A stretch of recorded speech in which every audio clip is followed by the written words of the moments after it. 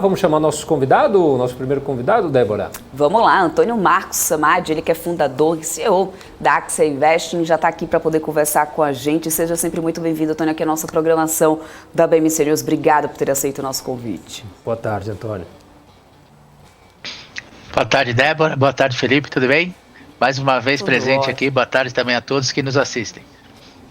Isso aí, vamos lá falar sobre esse mercado, então entender um pouco dessa movimentação, entender, primeiro de tudo, né, quais os ativos que mais têm se destacado nesse começo de semana, na sua opinião, depois dessa decisão de política monetária aqui no Brasil. Até mostrei como que a gente vem aqui performando, aliás, com o setor de varejo, né, lembrando que o consenso está em meio ponto percentual, mas a grande expectativa é pelo fim do ciclo da alta de juros aqui no país, que parece estar puxando, pelo menos, né, tanto esses papéis aqui ligados ao varejo como serviço, também tecnologia, não dá para poder a gente deixar de ver. Local Web, por exemplo, aqui aparecendo já com mais de 6% de alta, Antônio. Me fala aí o que você tem achado aí dessas movimentações, quais outros setores também podem estar se beneficiando depois desse foco dessa segunda-feira. Não, perfeito. Os papéis, sem dúvida nenhuma, que são mais dependentes aí de uma taxa de juros baixa, tecnologia, igual você acabou de colocar, né, que hoje vem já dando sinais de melhora, varejo também, sem dúvida nenhuma, e eu destacaria também o setor de construção civil, né? As construtoras, elas são realmente muito dependentes de um financiamento imobiliário a uma taxa de juros baixa, né? Enquanto a gente não tiver um cenário realmente onde a taxa de juros seja um pouco mais baixa do que nós estamos nesse momento, vai ser um setor que é de difícil recuperação. Agora, o consenso do mercado é realmente de uma alta aí de meio ponto na próxima reunião. O que não é um consenso ainda realmente é se essa é a última alta da taxa de juros ou se vem mais alguma coisa aí pela frente, né? Eu, sinceramente, imagino e torço, né, para que a gente pare por aí, até porque o aumento desenfreado em taxa de juros, né, a gente tem que lembrar que isso tem um efeito um pouco atrasado.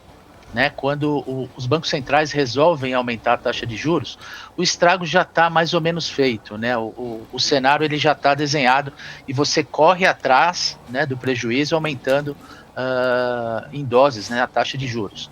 Então, esse efeito atrasado faz com que talvez a taxa de juros, quando aumentou para, sei lá, na minha cabeça, né, minha ideia, acho que 12% já seria até um ponto ideal, ela começa a fazer efeito agora. Né? Ou seja, a gente continuar aumentando a taxa de juros ou parar já na próxima decisão, na minha opinião, o efeito na prática, né, eu acho que já vai ser mais ou menos o mesmo por conta desse atraso.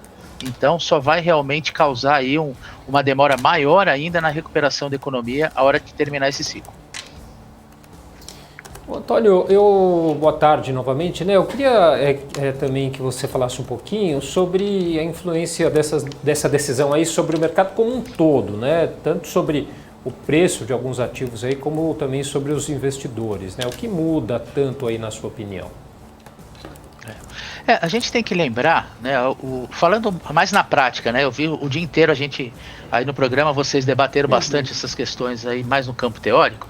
Falar um pouquinho da prática, né, aqui a gente opera, somos uma mesa proprietária, né, a gente opera o dia inteiro, então a percepção que eu tenho realmente é que o dinheiro no mercado financeiro, ele é finito. Você tem alguns trilhões de dólares, né, que estão sobre a mesa, e esse dinheiro vai buscar a maior rentabilidade possível com a maior segurança possível, que infelizmente a segurança e a rentabilidade elas não andam juntos, né?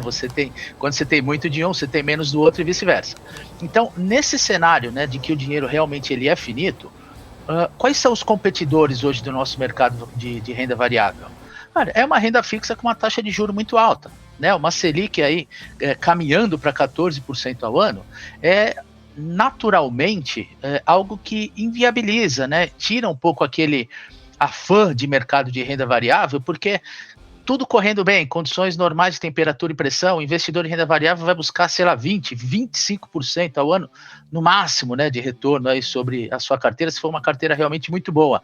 Agora, entre ter 20% de repente na venda variável, a possibilidade de 20%, e 14% só de taxa Selic, né? Então, isso fica realmente como um competidor aí quase que injusto para o mercado de renda variável. Veja bem, eu que sou um operador de mesa proprietária, opero todo santo dia, né? Desde 99, são 23 anos aí operando, batendo boleta todo santo dia, direto há mais de 20 anos. Eu, na semana passada, peguei um CDB aí na física minha, né, pagando IPCA mais 8,60% ao ano. Ou seja, uma taxa de juros aí, com a inflação do jeito que a gente está, muito atrativa, né? E quando eu, que, cara, convivo com a volatilidade há tanto tempo, pego uma taxa de juros dessa e aproveito realmente, porque faz total sentido, eu imagino aquele pequeno investidor que está começando agora, que tem as suas economias, ele se sente muito mais atraído a esse cenário de mar calmo de renda fixa do que enveredar pelo mercado de renda variável nessas condições atuais. Agora, por outro lado, a gente tem ativos de muita qualidade a um preço infinitamente abaixo do que realmente é o seu valor até patrimonial, dependendo da empresa. Então a gente tem esses dois lados, né? Um cabo de guerra aí puxando de um lado para o outro. A gente só precisa realmente achar um trigger aí para, de fato, o mercado de renda variável começar a puxar. Que por enquanto ainda não vejo no curtíssimo prazo, não. Falando um pouco sobre essa questão do setor de tecnologia, você, né, grifou aqui como a gente tem visto, com essa questão aí do ciclo, talvez já o fim do ciclo do aperto monetário por aqui. Mas não dá para poder deixar de falar também um pouco, né, Antônio, sobre a temporada de resultados que está acontecendo lá nos Estados Unidos. A gente tem isso falando para o setor de tecnologia. A gente não tinha boas expectativas, né, para as Big Techs por lá, até que realmente a Amazon lhe surpreendeu um pouco, enfim. Mas eu queria entender do teu ponto de vista como que também esse aperto monetário por lá e essa temporada de resultados impacta no setor de tecnologia daqui, que tem sido um dos setores que realmente tem mais apanhado desde o início da pandemia. Sim. O mundo globalizado, ele é todo correlacionado, né, Débora? Você não tem como, de repente, ter um distanciamento aí em relação às empresas de tecnologia norte-americanas, né, as Big Techs, e isso não acabar respingando de alguma forma aqui no Brasil. Então, de fato, né, veio um pouco melhor do que o esperado. Você tem empresas aí, não só a própria Google, que surpreendeu aí positivamente, a Apple também com números muito positivos em relação ao esperado. Então isso traz um pouco também de otimismo para o setor do mercado nacional. Agora, de novo, né, o que vai ser realmente um gatilho, que vai melhorar muito a performance desses papéis, sem dúvida nenhuma, é o encerramento do ciclo de alta de taxa de juros, porque elas são muito dependentes de um capital de giro barato. Né? Então, tanto elas, quanto varejo, quanto construção civil, enquanto a gente não tiver realmente a inversão dessa curva de taxa de juros, a gente vai ter que ter bastante paciência quem estiver posicionado nesses papéis por enquanto. Por mais que tenha alguns momentos aí, alguns refrescos que a gente diz, né? Mas aquele céu de brigadeiro ainda está um pouco distante. Ô, Antônio, o cenário brasileiro aí parece, né, estabilizado aí, apesar do início do período eleitoral, né? Pode ser um bom momento aí para operar com a volatilidade aí para gerar resultado? Olha, quem opera no mercado financeiro, né, quem opera no dia a dia, no day trade principalmente, que é o nosso foco aqui, o cenário não podia ser melhor. Né, essa volatilidade realmente é muito boa, muito atrativa. A gente precisa realmente de mercado balançando para poder tirar resultado das nossas operações. Então, são situações distintas, né, que eu acho que é até legal a gente pontuar isso para quem está nos assistindo, que uma coisa é você ser aquele investidor de longo prazo, que toma posições, obviamente, compradas na sua carteira, esperando que essas ações se valorizem ou paguem bons dividendos com o passar do tempo. E você precisa realmente de um mercado financeiro puxando para você ter retorno sobre as suas rentabilidades. Agora, quem opera no dia a dia, né, uma mesa de traders assim como a nossa, a gente não precisa que o mercado necessariamente suba, a gente precisa realmente que o mercado se movimente. Então, essa movimentação, essa volatilidade aí, que está sendo desse jeito todo por conta de alta taxa de juros no mundo inteiro, efeitos de inflação, guerra na Ucrânia, cenário político eleitoral agora conturbado, né, essa divisão aí de esquerda e direita, aí, dois candidatos de extrema realmente bem populistas, com a aproximação das eleições agora, eu acredito que eles vão inflamar os discursos, né, e discurso inflamado de candidato populista, geralmente para o investidor estrangeiro não agrada, né, tudo que o investidor estrangeiro quer é um discurso realmente calmo, que não tenha grandes mudanças pela frente. Então eu acho que ainda teremos muita volatilidade pela frente. Para quem opera no dia a dia, o cenário é maravilhoso realmente por conta da volatilidade, né? Que operador de mercado gosta de volatilidade.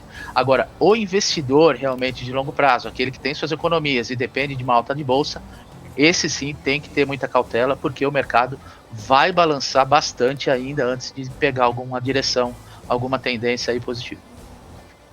Perfeito. Agora, eu quero trazer aqui, Antônio, a pergunta de $1 milhão.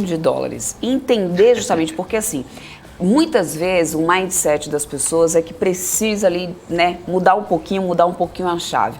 Muitas vezes o investidor se desespera bastante com o momento de perdas ali da bolsa, né, de queda, e querem sempre, né, esperam sempre que se esteja em alta. Mas existe possibilidade, como você falou, é importante essa volatilidade para que você consiga operar, principalmente em momentos de perda, também, né, em momentos de queda, são momentos de oportunidade, só precisa você mudar um pouco essa chave. Então, minha pergunta, né, de $1 milhão é como se pode ganhar dinheiro mesmo com o mercado em baixa. A gente sempre bate nessa tecla aqui, né? Porque não é só, você não compra na alta nem vende na baixa, né? Mais ou menos isso. Então, é isso que a gente tenta trazer cada dia mais e, claro, explicando através da visão dos especialistas. Nada melhor do que você para explicar isso um pouco aí para quem está nos assistindo. Não, perfeito. E esse assunto é um assunto realmente que gera muita dúvida, né? O investidor comum, né, não passa pela cabeça dele, é uma incógnita, tem uma nuvem de fumaça. A pergunta, como que eu posso ganhar dinheiro se a minha ação está desvalorizando? Né? Então, vamos lá. Existe uma alternativa, uma delas, né? Uma das alternativas de você ganhar dinheiro com o mercado em queda se você realmente imagina que o mercado ele vai passar por uma correção, vai passar por um momento de queda, você, obviamente, se você tiver ações e acredita que o mercado vai desvalorizar, a primeira coisa que você deve fazer é vender suas ações. Ponto. Isso eu acho que é em consenso, inclusive para o investidor que vive posicionado. Agora, imaginando que eu não tenha nenhuma ação nesse momento e quero ganhar dinheiro com esse mercado em queda. Existe uma possibilidade que o nosso mercado global, né, mas o nosso principalmente, que é muito líquido, ele permite, é que eu alugue, por exemplo, vamos imaginar que o Felipe tem 100 mil ações da Petrobras, e ele não quer se desfazer dessas ações, e eu acho, de repente, que as ações da Petrobras vão cair. Então, eu faço um contrato com o Felipe, alugo as ações dele no mercado, vendo essas ações a um determinado preço, acreditando que elas vão cair. Então, vamos imaginar, eu vendo por R$30 essas ações. Eu não tenho, tá? As ações são do Felipe, mas eu aluguei justamente com esse objetivo. Vendo por R$30, assim que acontecer realmente o que eu imagino, essas ações chegarem a R$27, por exemplo, eu recompro essas 100 mil ações que eu vendi a 30, eu recompro elas por 27. Então eu vou ganhar R$3 por ação, que eu vendi a 30 e recomprei a 27, seria a mesma coisa que se eu comprasse a 27 e vendesse por 30, no sentido inverso. Então, acabei de ganhar R$3 por ação, vezes 100 mil ações do Felipe, o lucro dessa operação foi de 300 mil. A partir do momento que eu recompro essas ações, eu entrego elas de volta para o Felipe e pago um aluguel proporcional, aí que como é uma ação muito líquida, Petrobras, por exemplo, eu vou pagar 0,1, 0,2, 0,3% ao ano no máximo, de locação aí dessas ações pelo período que eu operei, entendeu? Então é uma forma de eu ganhar o dinheiro mesmo com a queda das ações. Para o Felipe é bom, porque como ele não quer também de repente vender as ações dele da Petrobras, ele continua com a mesma quantidade de ações e recebe mais um aluguelzinho, uma taxa que eu vou pagar para ele, né? Uma taxa pactuada. Obviamente, tudo isso é feito de uma forma automática, né, pela B3. Então a CBLC, que é a Companhia Brasileira de Liquidação e Custódia, garante que eu tenha garantias depositadas no mercado para que o Felipe não sofra nenhum tipo de prejuízo, porque ele vai ter certeza que essas ações que ele está alugando para mim ou para qualquer pessoa no mercado serão devolvidas para ele, porque eu depositei garantias para isso na bolsa, entendeu? Perfeito. Perfeito. Ô Antônio, eu queria que você comentasse um pouquinho os impactos dessa primeira liberação que a gente teve de grãos lá na Ucrânia aí, depois de um longo período. Quais são os impactos para o setor de agro por aqui, hein? Olha, eu acho que é sensacional, né? Acho que é o primeiro fato a se comemorar lá vindo realmente dessa guerra de Rússia e Ucrânia, que infelizmente as grandes vítimas são os cidadãos ucranianos, principalmente, né? Que estão sofrendo diretamente lá no campo de batalha. Mas sob o ponto de vista global é muito bom, porque isso já tira também um pouco de pressão inflacionária, né? Sobre os alimentos, que é um dos compostos aí da inflação global, que está aterrorizando bastante. Então isso já tira um pouco de pressão inflacionária da história. E para o nosso setor de agro também é bom, obviamente, porque você acaba tendo aí uma competitividade maior de todos os players aí desse mercado também. Agora, olhando lá mais diretamente aqui para o nosso mercado, eu estou vendo aqui uma queda, inclusive, de SLC desde, né, olhando para o dia especificamente, desde o início, né, do pregão dessa segunda-feira. Antônio, eu vi que também houve uma queda na cotação do algodão, e isso estaria aí sendo o maior motivador? Ou você acredita que talvez, não sei se temporada de balanços e tudo que tem acontecido aí no mundo também pode estar ajudando a afetar aí esse papel? Hoje, para ser bem sincero, eu não acompanhei muito de perto a variação de commodities agrícolas, mas eu acredito que seja muito realmente acompanhando o cenário internacional, né? A volatilidade está muito grande. Se pegar o S&P lá fora, a gente já teve uma bela alta, já operou no setor negativo, agora estamos mais ou menos próximo da estabilidade. Então está todo mundo ainda meio que com o dedo no gatilho, esperando também dados de payroll na sexta-feira, aqui no Brasil, taxa de juros. Então isso tudo vai deixar tanto o investidor quanto o especulador com o dedo no mouse muito arisco, né? Qualquer sinal de perigo, o investidor ele está zerando posição, esperando realmente. Não está aquele céu de brigadeiro onde você fique posicionado aí e possa esquecer do mercado. Então imagino que todos os setores aí estão sofrendo um pouco por conta disso. Antônio, em relação ao petróleo, né, não dá para poder a gente falar sobre o mercado, principalmente, né, ainda mais nesses últimos tempos. Não falar de petróleo, não falar de Petrobras. São, acho que, as duas grandes pautas, né, que a gente tem já assistido nesse último mês. A gente teve uma significativa redução no valor da gasolina, na semana passada que a Petrobras anunciou, além da questão da querosene, também de aviação. Junto com isso, né, a questão também da queda do petróleo hoje, e é claro que isso incentiva a questão da paridade internacional, que a gente já sabe bastante, já vem falando bastante sobre isso. Mas o petróleo em si, ele vem numa grande volatilidade. Tem dias que sobe bastante, tem dias que cai bastante, é o caso hoje, está caindo, chegou a ficar abaixo dos $100, mas não dá muita estabilidade. Minha primeira pergunta para você é, qual é que está a tua visão em relação ao petróleo? A gente deve permanecer por muito mais tempo nessa volatilidade? A gente tem também nessa semana uma decisão da OPEP. Até que ponto esse cenário externo pode acabar influenciando uma nova decisão da Petrobras aqui e não durar muito essa redução que a gente está assistindo agora? A paridade internacional ela é uma realidade, né? Por mais que o governo que não agrade o governo, né? Eleitoralmente falando, principalmente para o governo que precisa realmente se reeleger, tudo que ele gostaria é que o combustível na bomba tivesse o menor preço possível. Mas a Petrobras, principalmente, ela é uma empresa que ela já é muito sólida, né? Tanto é que trocou alguns presidentes ao longo do tempo e a política de paridade permanece, né? E eu acredito sinceramente que isso não vai mudar. Então a gente fica realmente refém do valor da commodity. A gente teve um petróleo aí a $120 há pouquíssimo tempo atrás, hoje operando aí na faixa de 93 nesse momento, próximo das mínimas aí, né, dos últimos meses. Então a volatilidade ela é esperada realmente. E a Petrobras, valor de combustível, vai ser ligado diretamente à volatilidade do barril de petróleo, né? Não tem como realmente uma empresa que mantém a paridade internacional, ela ter realmente um petróleo sendo negociado a valores muito altos e isso não ser repassado para a bomba. Agora, obviamente, a diminuição que a gente percebe nos últimos dias é justamente porque a gente saiu de $120 para 90 e poucos dólares agora o barril. Então, é diretamente proporcional, o consumidor vai sentir realmente na bomba conforme a variação do petróleo no mercado internacional. E também taxa de juros, né? Taxa de câmbio, desculpem, porque é em dólar, é dolarizado, né, o preço do petróleo, então também é diretamente proporcional à taxa de câmbio que a gente opera aqui no Brasil.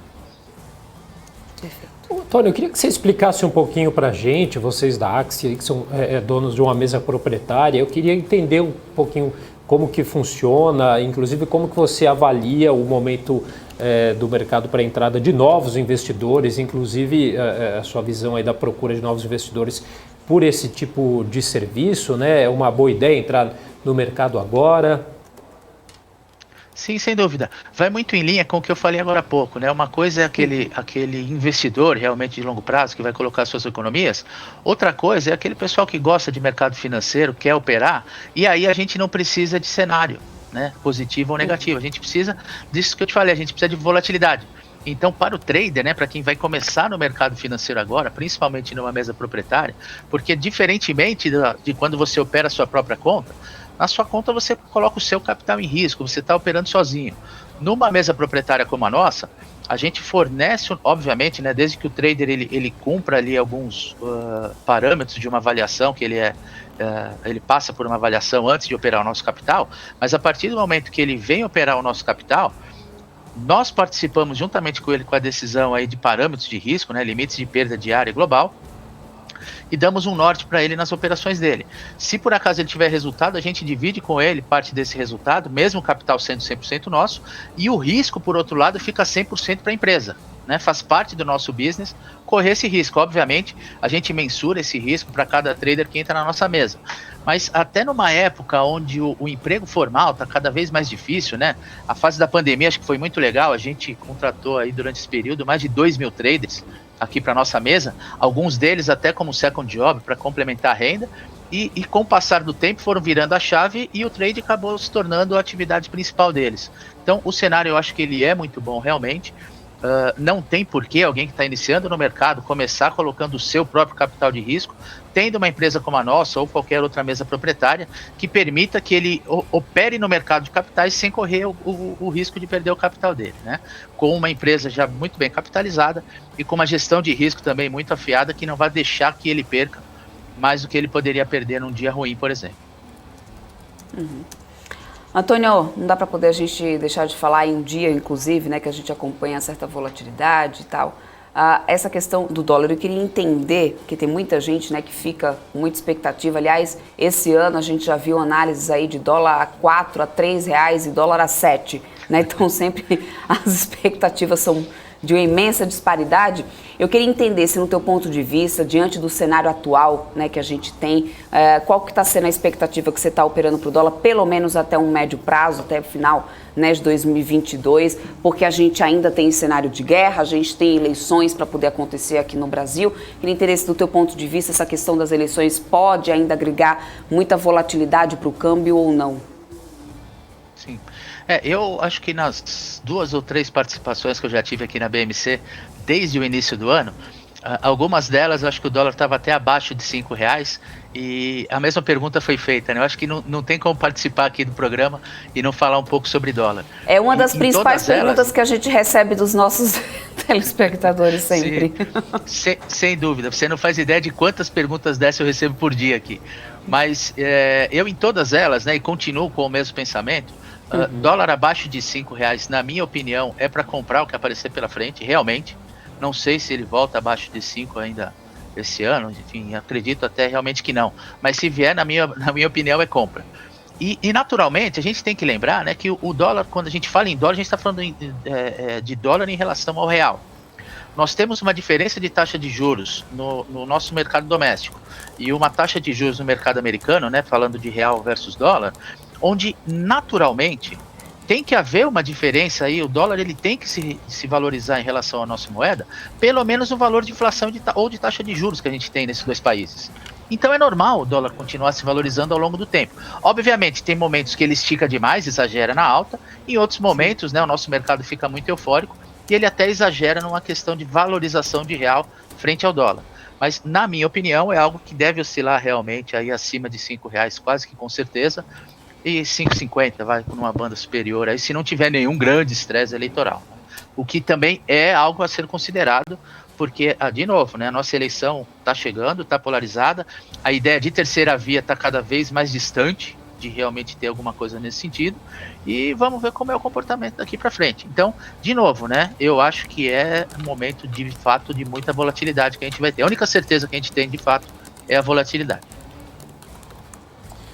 Tá certo. Queria então agradecer demais sua participação novamente aqui com a gente. Esperamos muitas outras. Antônio Marcos Samad, fundador e CEO da Axia Investing. Obrigado, viu, Antônio Marcos? Eu que agradeço. Obrigada,